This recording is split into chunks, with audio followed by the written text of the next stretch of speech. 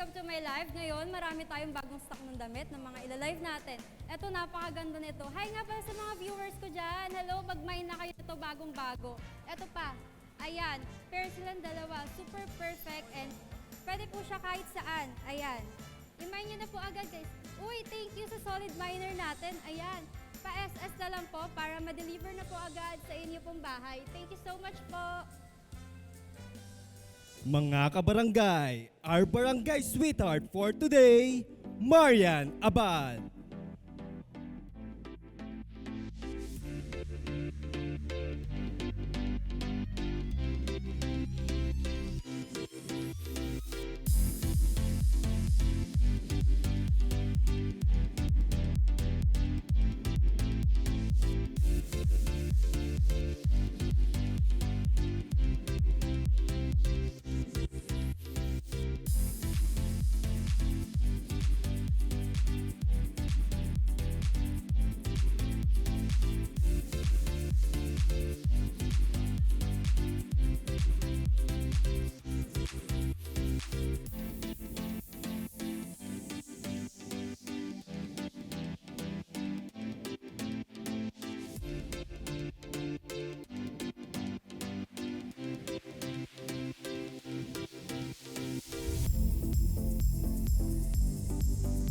My name is Marian Abad, ang fashionista beauty ng Valenzuela City.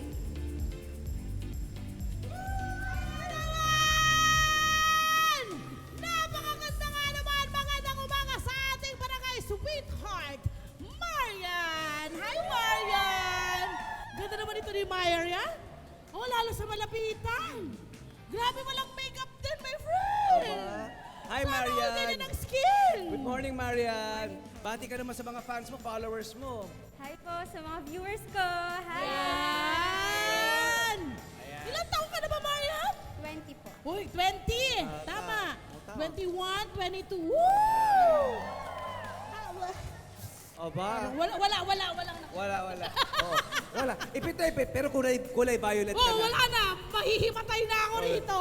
Ang galing na napakagandang 20-year-old bata. Marian Abad. Yes. Ikaw ang tinaguriang fashionista beauty ng Valenzuela. Correct. Diba? Napakahusay naman talaga For ng a bata. reason. Correct. Diba? Okay. Ayan, bakit fashionista beauty ng Valenzuela ang tawag sa'yo? Kasi po, nagmahilig po ako mag-live ng mga clothes. Mahilig po ako mag-fashion ng mga damit. Yan talaga ang gusto mo, di ba? Yes po. Magaling siya Tsaka magdamit. friend, tingnan mo naman yung suit niya ngayon. Diba? Oh, diba? Oo. Pakaganda ng Napakaganda. kombinasyones. Ang galing manamit. Fashionista! Bakit ho ganon? Close up nyo kay ate. Friend! Diba? Oh, di ba? Yan. Oh, yun. Ayun, lakas ng loob yun. Oo. Lakasan lang ng loob, di ba? Oh, yan. Okay, so kailan ka nagsimula sa pagiging fashionista muna? Yes, Oo. correct. Nag-start po ito since bata pa lang po talaga ako. Mahilig na po ako Sa damit? Damit po, mag-style po ng mga damit hanggang sa nung lumaki po ako, nadala ko pa rin po siya. At pinagkakakitaan mo Yes! na rin siya, di ba? Kasi bukod sa hobby mo ito, pinagkakakitaan mo bilang Life.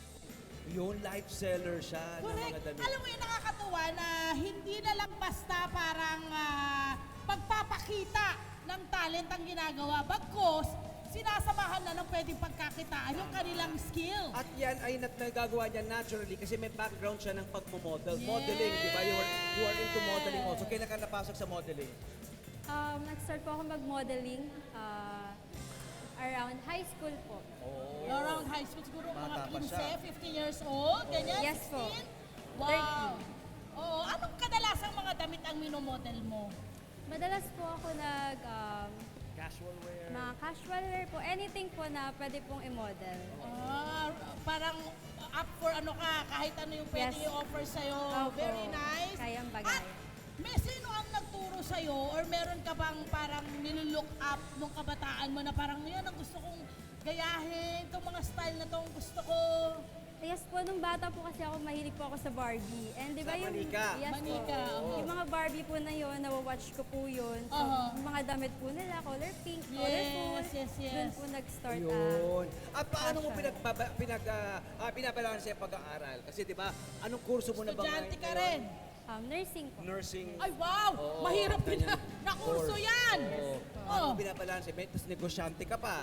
Di ba? Tapos may modeling ka pa. Ayun po, dahil mahilig po ako mag-model, hobby ko na po talaga siya. Kaya kapag, lalo po pag may free time po ako, pag may opportunity, ginagrab ko po talaga siya agad. Paano mo nababalanse pag-aaral? Major on nursing. Oo. Yes po.